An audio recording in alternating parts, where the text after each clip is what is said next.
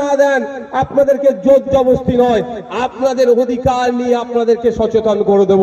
তখন আপনারা দেখবেন যে আপনাদের অধিকার কারা লুট করে নিচ্ছে। অধিকার তো লুট হচ্ছে। এখানে যারা আছেন আপনারা বলুন তো, আপনাদের এই বিধানসভার মধ্যে, রেজিনগর বিধানসভার মধ্যে একটা কলেজ আছে?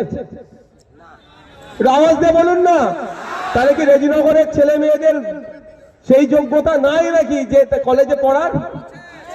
ইচ্ছাকৃতভাবে কলেজকে বন্ধ করে রেখেছে। রেজিনগরের লোকেরা কালকে 4টে মদের দোকানের লাইসেন্স চান। আমি জানি, ওটা জানি, আমি জানি। রেজিনগরের মানুষেরা 4টে মদের দোকানের লাইসেন্স চান। এক সপ্তাহ থেকে খুব বেশি হলে 15 দিনের মধ্যে দেখবেন মদের দোকানের লাইসেন্স দিয়ে দেবে।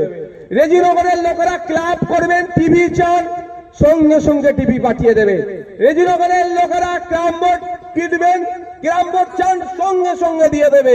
এই রেজিনগরের লোকেরা প্রাইমারি স্কুলের টিচার চাইবেন, এই অপদার্থ সরকার টিচার পাঠাবে না।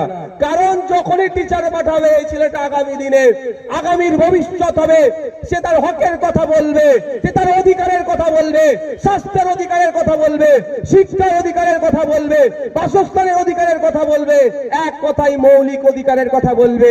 মৌলিক অধিকার যদি মানুষ বুঝে যায় তাহলে পার্টির ছায়া তলে আর কেউ থাকবে না, সবাই মাথা তুলে থাকবে। কেউ পার্টি অফিসে গিয়ে বিচার দিতে না, সে তার আইনের মাধ্যমে কোথায় গেলে বিচার পাবে সেই জায়গাটাই চলে যাবে। পার্টি অফিসে আর মাছি মারতে হবে বসে ওদেরকে। ওই জন্য ওরা কি করবে? শিক্ষা দেবে না। আর এই যখন আমরা কলেজের দাবি করছি, আমাদের কি আসার দরকার আছে? বামেরা খারাপ ছিল ওদের ভাষাই, তাহলে আমরা নিয়ে এসেছি। উনি ভালো হবে বলেই তো বলেছিল। সাচার কমিটির সুপারিশ গুলো হাতে নিয়ে কি বলতো? যে শিক্ষা, স্বাস্থ্য, কর্মসংস্থানে মুসলমানরা অনেক পিছিয়ে আছে, যদি আমাকে দায়িত্ব দাও, অর্থাৎ মমতা ব্যানার্জি বলতেন আমাকে যদি দায়িত্ব দেয় তাহলে সংখ্যালঘুদের বিশাল উন্নয়ন করে দেব। আপনারা বলুন যে এখানে আছেন, আমি যদি ভুল বলি আপনারা বলবেন, আমি সেটাকে রেকটিফাই করে নেব। এখানে বিভিন্ন বুথের মানুষ আছেন, লাস্ট 12 বছরে আপনাদের বুথে একটা কোনো নতুন শিক্ষা প্রতিষ্ঠান হয়েছে? হাত তুলে আমাকে দেখান।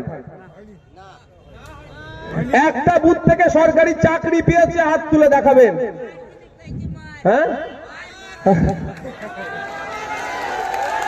সরকারি, শুধু এটা শুধু আমি মুসলিমদের কথা বলছি না, মাথা ঠান্ডা করে শুনুন, আমি শুধুমাত্র মুসলিমদের কথা বলছি না, যারা দলিত আছে, যারা আদিবাসী আছে, যারা পিছিয়ে বর্গের আছে, সবার উদ্দেশ্যে আমার একই বার্তা।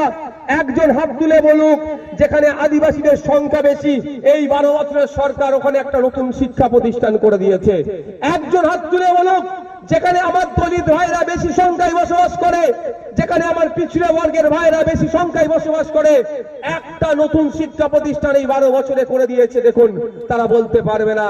তবে আমি একটা দায়িত্ব নিয়ে কথা বলতে পারি, এরা 12 বছরে কিছু করুক আর নাই করুক, আপনার আমার পরিবারের সন্তানগুলোকে মাতাল বানানোর জন্য দুয়ারে দুয়ারে লিগাল ইল্লিগাল মদের দোকান করে দিয়েছে।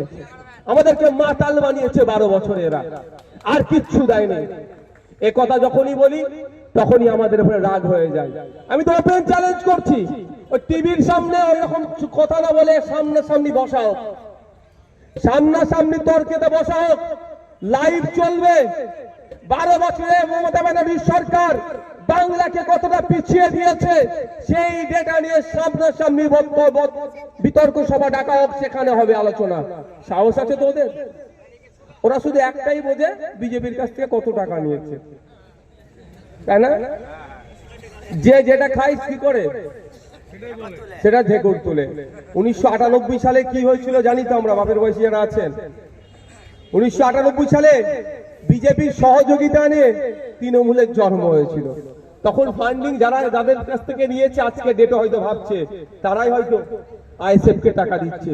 তবে আমি একটা কথা এখানে বলবো, যারা বলে না বিজেপির কাছ থেকে টাকা নিয়েছে, সত্যি বলছে আমি টাকা খুঁজে পাইনি। বলে বেড়াই টাকা নিয়েছে, টাকা খুঁজে পাচ্ছে না। আর কি বলে হাজার হাজার কোটি টাকা নিয়েছে, বলে তো। সত্যি বলছি আমাদের পার্টি চালাতে খুব অসুবিধা হচ্ছে।